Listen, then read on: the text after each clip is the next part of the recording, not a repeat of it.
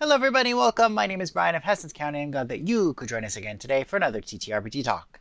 This series takes a look at tabletop role-playing games, gives some suggestions for some of your own home games, and takes a look at some of my own materials as well. However, today we're going to be taking a look at Lo Thy Dread Empire, which is a game that will be very shortly releasing, on August 2nd to be specific, on Kickstarter as a part of this year's ZineQuest. It has been developed by Tanya Floker. Please do keep in mind that this video is based on a little bit of an early look that I got to get of the Kickstarter page and a bare bones version of the game that has been released for free on itch.io. You can find a link to the bare bones preview and the Kickstarter link in the description down below. I also would like to clarify that today's video is not sponsored or affiliated by Floker or Lo Thy Dread Empire. It is my own honest thoughts, unfiltered by any promises of material gain on my behalf. The basic idea behind this game is that it is a grimdark sort of undead body horror setting that has been heavily inspired by a lot of things that have been released in the 28 magazine on wargaming and TTRPGs. That might tell you a little bit about this game's mechanics because it is not a traditional tabletop role-playing game like we normally review on this channel, but instead is a tabletop war game with role-playing or narrative game elements in it. Now is probably a very good time for me to go ahead and say that I only have limited experience on the wargaming scene.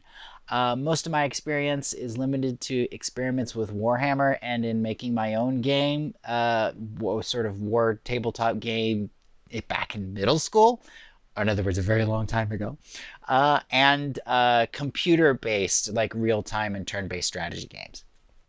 I may end up finding something interesting that is now standard in the tabletop wargaming scene nowadays, or poorly describe something, so I apologize in advance.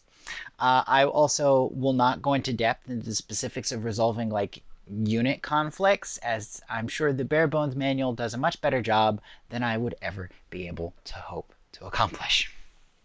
So yes, as I mentioned, Lo Thy Dread Empire is a narrative tabletop war game, and the characters that the players are controlling on the field of battle are basically these revenants that have risen up to take revenge on the Death Cult of Capitalism.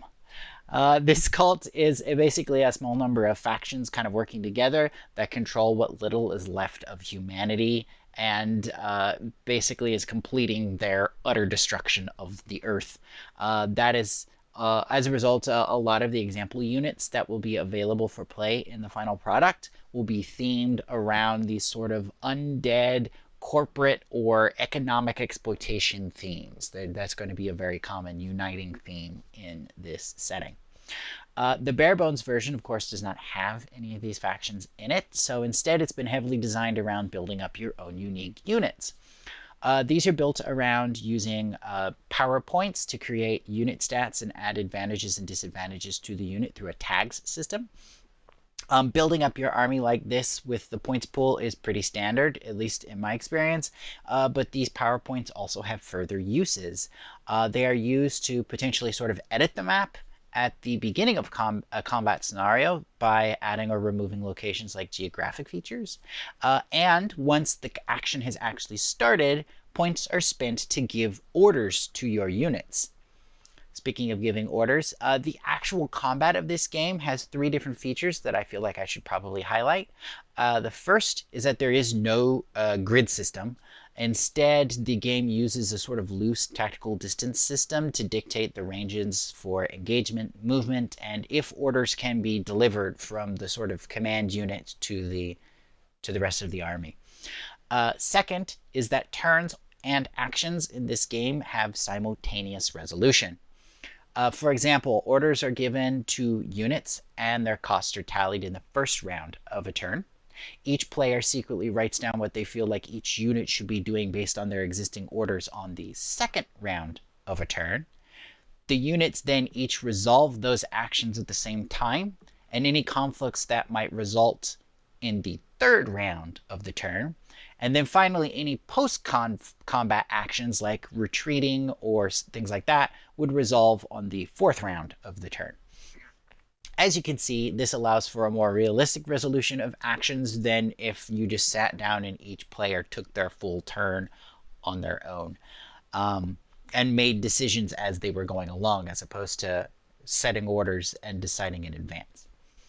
The final feature I wanted to highlight is the actual giving of the orders themselves. Each team has a command banner, which represents the sort of general, I guess you could say, that the orders are transmitted through. Moving the command banner is free, but any other unit must be given an order in order to act. This could be a single action like move to that hill, or a standing order like attack any enemy you see, that then would resolve and continue into further turns than just the one that was given it. However, that is only one part of the further away from the banner, the sort of command banner I mentioned earlier, the more power it will cost in order to send the order, or in some cases, especially if there are enemy units around and there's sort of direct path between them, it might not be possible at all. However, this is only one part of an order's cost. The more complex an order is, the more it will cost as well. This is done by basically making each simple sentence or phrase purchased separately. Going back to our original example, if move to that hill cost 1 point and attack any enemy you see cost 1 point, then combining them together into a single order, move to that hill and then attack any enemy you see, that would be a more complex order, so it would cost 2 points, right? If I added another thing to that, like retreat if you're surrounded, that would be a 3rd point. But if I gave that more complex order, then I might not need to give any further orders to that unit for the rest of the battle unless something changes pretty drastically. Something that Tanya Floker mentions in the promotional materials, and I would have to agree with, is that this sort of skirmish tactical system that is presented here has potential uses as a sort of plug-in or add-on to any basically TTRPG of your choice that obviously contains combat. The way that the units are built definitely makes it possible to create units or characters that would better fit your own setting, or even adapt pre-existing actual like TTRPG characters. The ways that orders are given and the sort of loose tactical flow of play, I imagine, would probably be easier for a role player who might be more used to theater of the mind stuff to kind of pick up than a more traditional rigid tabletop war game with, you know, a grid-based system that feels more like chess than this sort of more loose flowy thing. I also feel that this system probably would make it with the sort of loose tactical ranges would make it easier to adapt settings that use combat in more than 2 dimensions. So for example, if you were adapting space-based combat or conflicts that sort of bridge the bridge between like ground or naval combat, aerial combat, and then submarine combat, right? You could have all 3 of those potentially on the same field with just the understanding of ranges and things like that. As I mentioned previously, Lo Thy Dread Empire is currently being worked on by Tanya Floker and is planned to be released on Kickstarter on August 2nd as part of this year's ZineQuest. I do not recall exactly how long this Kickstarter is supposed to run, so you will definitely want to check it out before it's too late. Links to the Kickstarter page can be found in the doobly-doo down below, but I will also be including a link to the bare bones release as well, which, as I mentioned, is free, so you can check it out at any time. Thank you again, everybody, for joining us today. I guess I can't say this time that you should be rating your itch purchases, since this is a Kickstarter, but be sure to like your creators' post on the Kickstarters that you back instead. See you around at the ZineQuest. If you'd like to see more material on this topic, please feel free to subscribe to the YouTube channel or check out the blog at hessinscounty.com.